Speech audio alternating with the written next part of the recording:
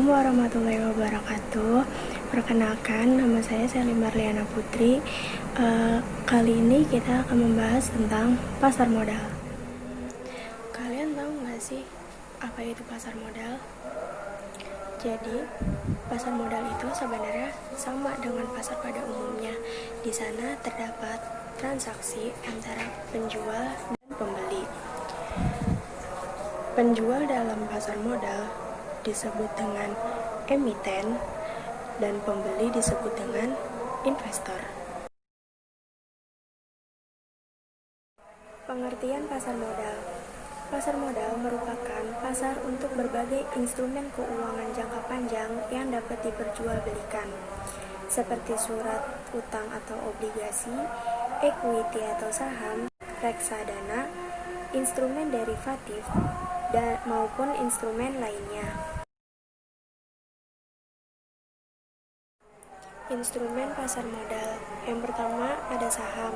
Saham itu suatu hak kepemilikan atas suatu perusahaan. Yang kedua, obligasi, yaitu surat hutang atau pinjaman. Yang ketiga itu derivatif. Derivatif itu surat berharga turunan dari obligasi atau saham. Yang keempat itu reksadana. Reksadana itu wadah penghimpun dana modal. Jenis-jenis pasar modal. Yang pertama, pasar perdana. Pasar perdana itu tempat efek-efek atau surat berharga lainnya diperdagangkan untuk pertama kalinya, sebelum nantinya dicatat di bursa efek. Kegiatan ini sering juga disebut dengan Initial Public Offering atau IPO. Penawaran perdana ini sebagai persyaratan untuk terdaftar dan tercatat di BEI. Yang kedua, ada pasar sekunder. Di pasar ini, investor dan pihak penjual surat berharga dapat melakukan transaksi jual-beli yang telah tercatat di bursa efek. Proses perdagangan saham dan obligasi pada pasar perdana digambarkan sebagai berikut.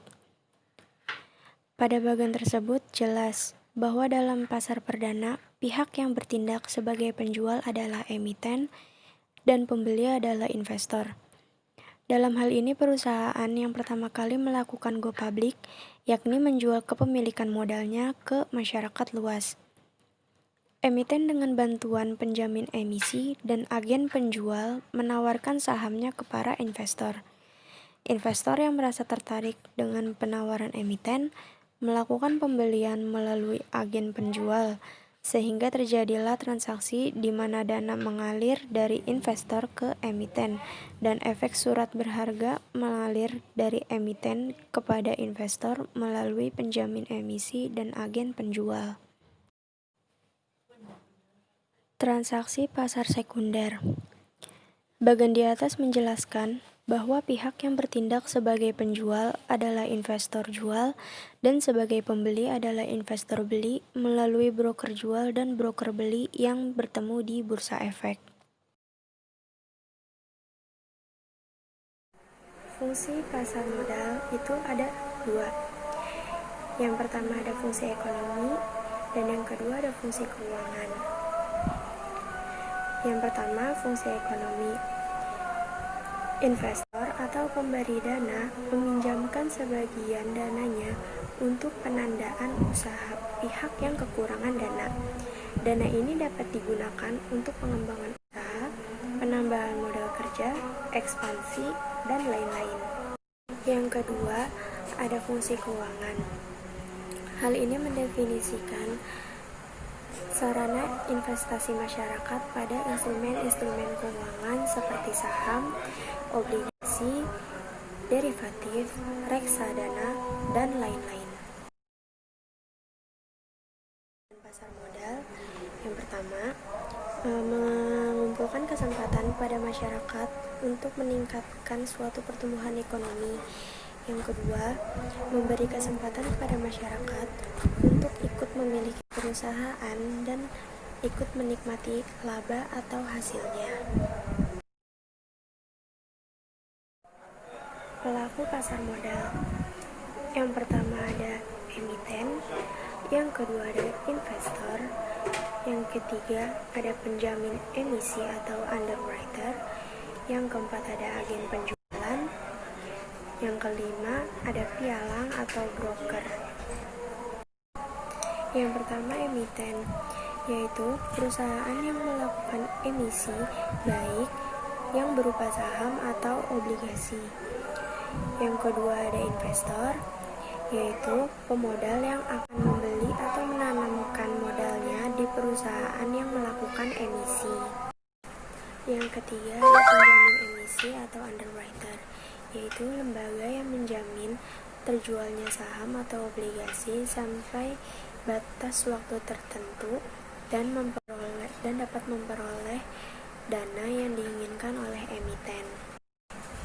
Yang keempat ada agen penjualan, yaitu pihak yang menjual efek dari perusahaan yang akan go public tanpa kontrak dengan emiten yang bersangkutan. Yang kelima ada pialang atau broker, yaitu perantara antara si penjual atau emiten dengan si pembeli atau investor dalam jual beli efek.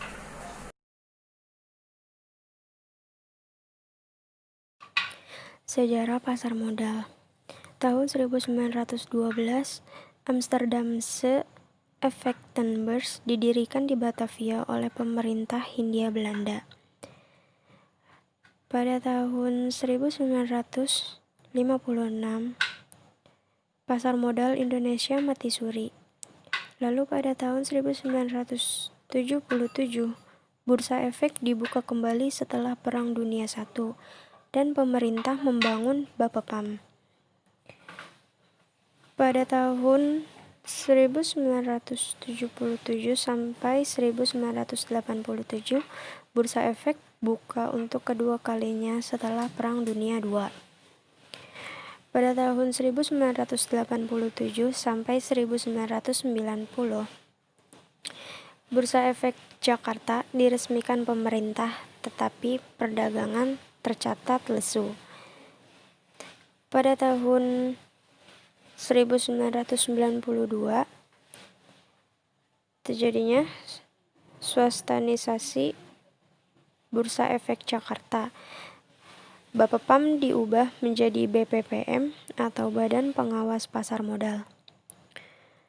Tahun 1995, sistem otomatis perdagangan di Bursa Efek Jakarta dilaksanakan. Pada tahun 2002, sistem perdagangan jarak jauh dibentuk.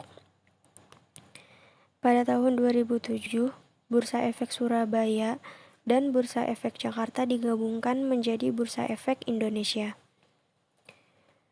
Pada tahun 2009, peluncuran JATS Next G, sistem perdagangan baru.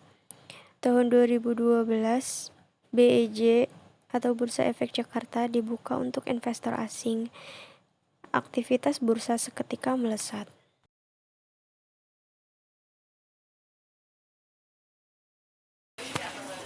Berdasarkan Undang-Undang Pasar Modal Nomor 8 Tahun 1985, struktur pasar modal Indonesia adalah sebagai berikut.